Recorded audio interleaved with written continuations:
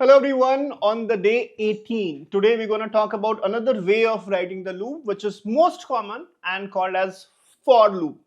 Almost every programming language on the earth have a support for the for loop construct. So we'll see that what is the syntax, what are the different variations and how do we go and write code in that. Let's get started. Now since we have understood while loop, it's time to go and learn the another type of the loop concept which is for loops.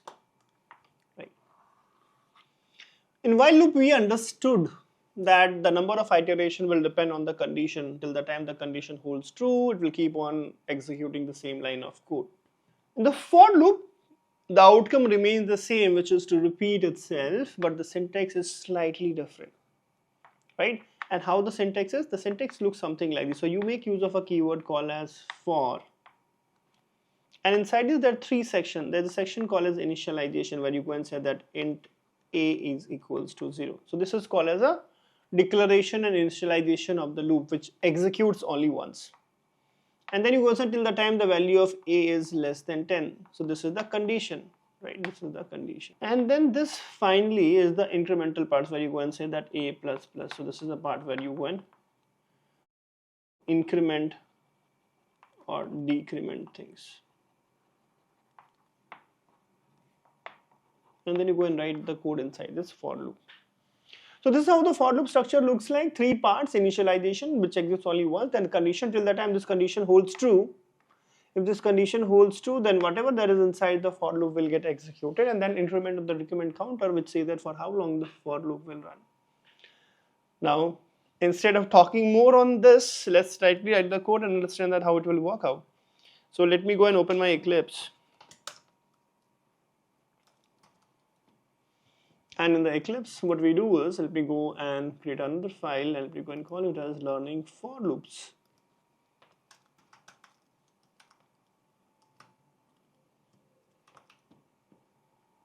And we're going to find something called as public static void main string args. So I go and say learning for. Now let's say that, let's try to understand. Let's say that I go and define a word called as string name equals to Vishwa Mohan. And now what I want to do is,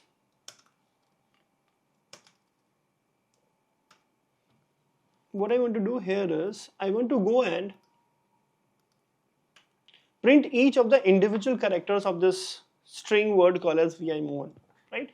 So here there's a typo. Let me first of all go and correct this. This should be VISHWA. So what I want to do, I want to go and print each of the characters one after the other. So I want to go and first print V, then I, then S, then H, then W, then M, then O, then H, then N. I want to go and print each of the character one after the another.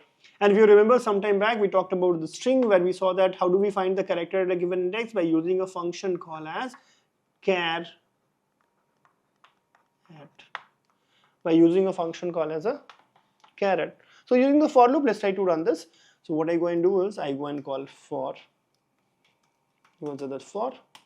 The first part of the for is initialization. So I go and say that let int I is equals to 0. Fair enough. And then the condition. I want to go till the time the value of I is, I know that the values of indexes will be, it will start from 0, 1, 2. And the last value of the index will be whatever is the length minus 1. Fair. So the value of the I, which is denoting the index in the given string, should go till the size of the string minus 1. Now how do I go and find the length of a string? We have a method, right? Do you remember?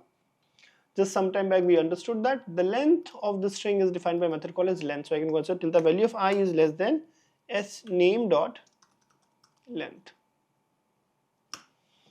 And then I have to go and provide how I go and increment or decrement the counter. So I go and say that I plus plus.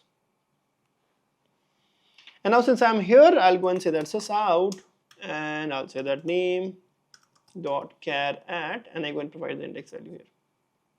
So now if I go in to run the code and run as Java application, and if you see here in the console, I have all these alphabets, right? So I have V, I have I have H, W, A, and then I have M, O, H, and all of them are there.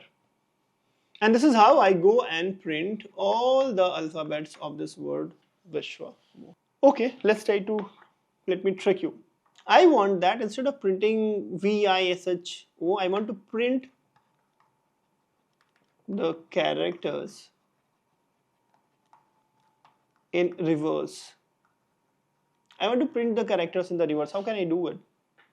What that means, I want to first go and print N, then I go and print A, then I go and print H, then I want to print O, then I want to go and print M, then empty space, then A, then W, then H, then S, then I, and then finally V. I want to do it this way. How can I do it? Just pause the video and try it yourself. Now, in order to do this, since I have to start from here, if I have to start from here, I have to start from this index. And this index value is what? The last index. And then I have to move from right to left. So if I have to make any changes in the code, what will I have to do? I'll have to make changes here. I'll have to make I equals to, I have to start from the last, so I go and say that name.length -1. And then I value should be greater than or equals to 0. So I have to write I value should be equals greater than or equals to 0. And then I have to make I minus minus. So if I go and run this now, you see here that I have been able to print the alphabets or the characters in the given name string in the reverse order. So this is the basic syntax. I'm again repeating. The first part of this for loop is the initialization.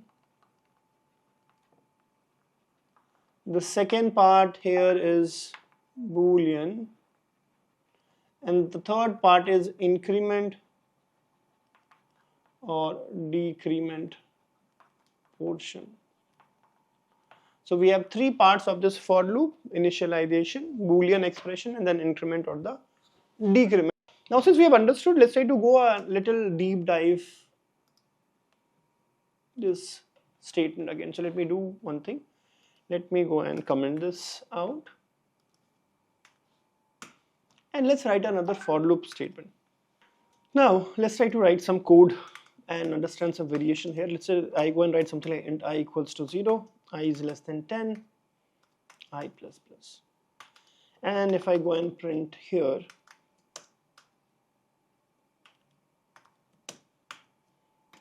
hello world. Can you guys make a guess what will happen?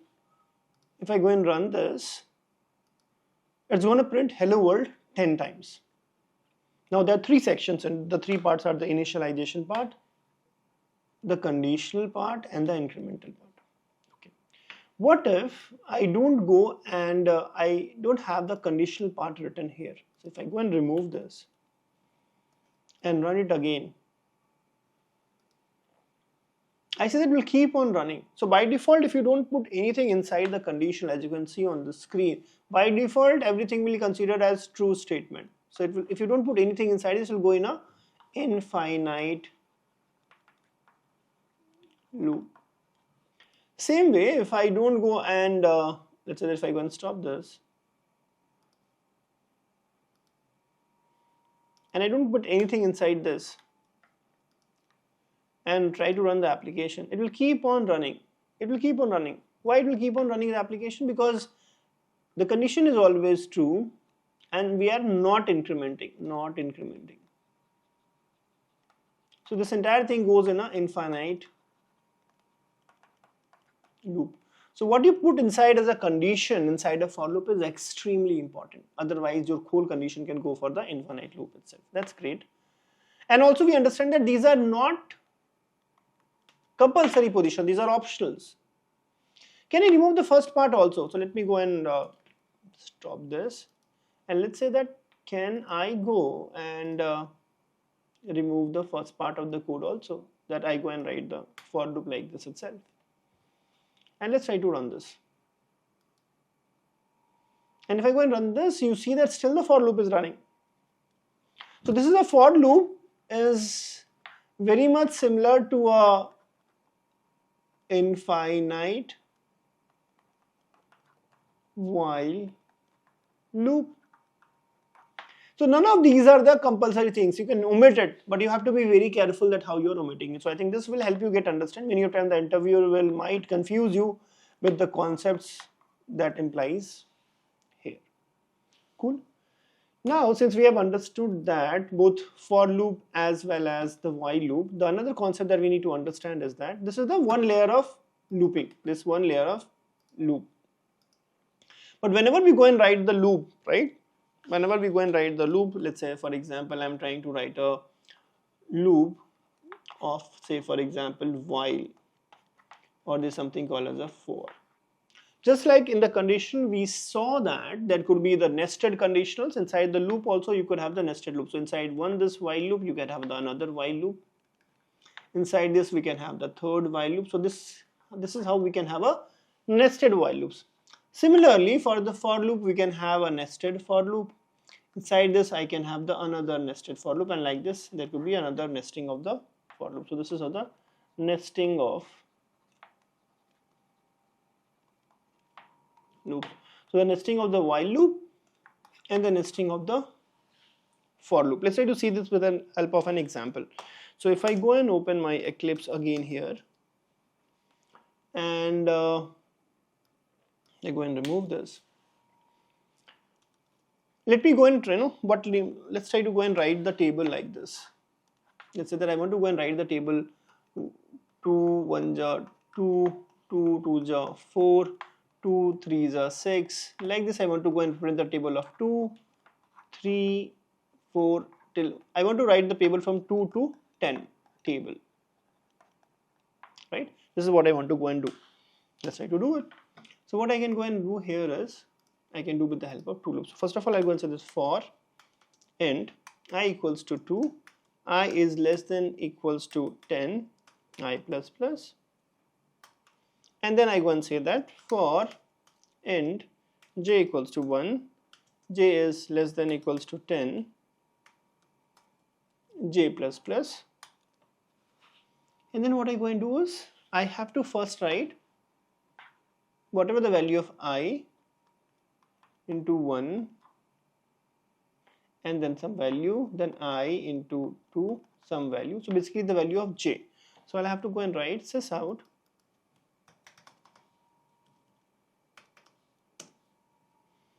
and I go and say that I, which is value 2, plus, and I go and say that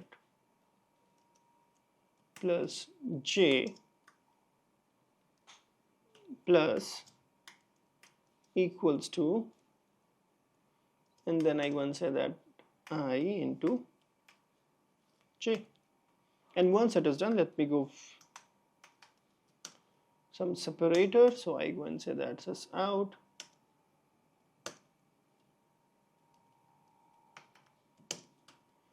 and I go and do some separation like this. So first of all, let's go and run this code. If I go and run this code, run as, you will see here that first the table of 2 has come up, right? Then the table of 3 has come up, then the table of 4 has come up, and inside this how we have been able to do it? We have been able to write the first the for loop, then the inner for loop, and then I am printing it. Let's do a dry run of how it happened, right? So if I have to go and do a dry run of this, how it happened, in the very beginning, the first time when the for loop, outer for loop happened, the value of I is equals to 2. Then what happened? You came here, and this is outer, and then you come here inner.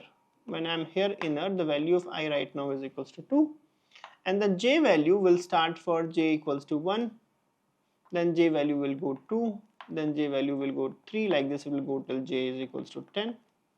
So when it is vented for the 1, what you are printing? You are printing, so when j value is equals to 1, then what you go and print I first of all. So 2 into 1 equals to 2, 2 into 2 equals to 4, then 2 into 3 equals to 6, and like this you are printing. Once you are done with this, the inner for loop is done. Then what happens? You again go back to the outer. Then I value gets incremented, I value becomes equals to 3, and then again the inner code is executed. Now the value of I is equals to 3. And then again you start the same journey, j equals to 1, j equals to 2, j equals to 3, and like it you continue. And this table of 2 and then table of 3, and that's how the whole execution is happening. And this we are able to do it because I am able to write a loop inside this. So when you go and write a loop inside the another one, this is called as the nested looping. Fair enough. Now many of the times when you're trying to write the complex code, you would like to know that what are the values, what is the state of the code anytime, what are the values of the variables, so that you are able to go and understand if there is any issue, you are able to find that out. This whole strategy is called as a debugging.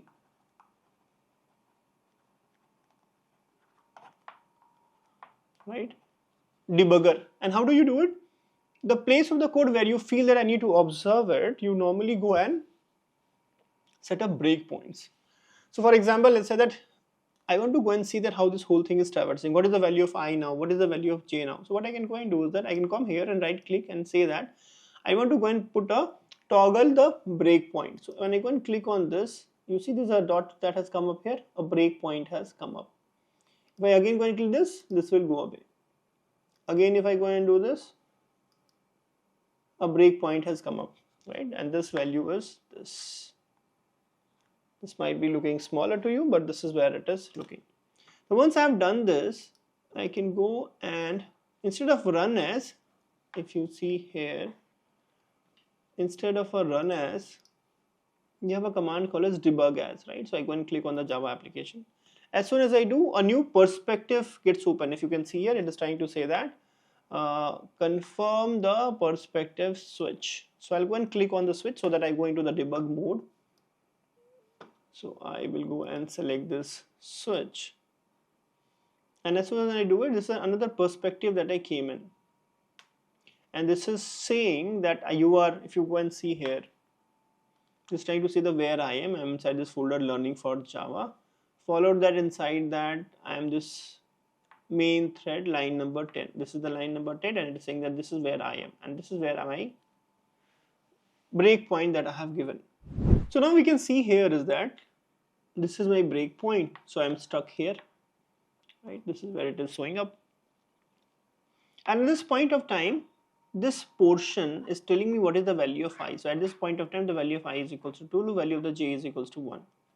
And now I can, since I'm in a debugger perspective, I can actually control how I want to move. So I want to move one after the another. So to move one after the another, in the top here in this section, if you go and see here, this is a command which I go and click it. After one step, it will move on very slowly. So for example, if I go and click on this, it will move one more step and it again tries to run the for loop. If I go and again take this, the next time the value of the I is anyway 2, the value of j has become equals to 2 now. If I again try to run this one after the another, the value of j has now become equals to 3 and you see it is starting printing this. So through this I can navigate it slowly one step at a time and I know that what are the values of the variables I and j. And normally this is needed when you're trying to go and see that what is the state of the variable that you're trying to show. So debugging is a very important tool when you go and work in the productions. You find any issue, this is how you will have to go through step by step to understand that what went wrong and how you can go and fix this, typically. So that's how all things that we have understood debugger. Now I just wanted to mention here itself because this is an important skills. Even when you're solving the problem of data structures and algorithm and not able to understand how the loop is working, how the recursion is working, again you can make use of this concept called as debugger. I'm again repeating, the first step that you need to do is that you have to go and set a breakpoint, and then when you're trying to run this, right, when you're trying to run this program, what you will have to do, let me first of all stop this and redo this again. You will have to go and right click and then debug as Java application. When you go and do that, the points which you want to actually go and observe will be stored as a breakpoint and there will be the state stored. The value of the I will be there, the value of j is there, and that's how this looks like. Fair enough. So we have understood the loops concept. Now let's try to solve few problems on the loops and understand that how it works. So we are done with the day 18 also. Very quickly we have understood that how loops could be written using the how loops could be written using the for construct. We now know very confidently how to write the for loop. Now this is a small concept at this stage. When you make progress, when you go and work for the companies, you'll realize 70% of your code will be overlapping or will be relying on the for loop itself. So make sure that you're doing enough practice to master that. How is your experience going along? How are you learning these concepts? How is your journey in this course? Please let me know into the comments, because your every comments motivates me to work even harder. I'll keep on looking at your comments. Keep sharing, keep spreading the love, keep showing the love. And I'm pretty sure that the remaining days you'll work hard with the same into to crush this 30 days of Java challenge, where you're going to cover everything in the core Java in the next 30 days.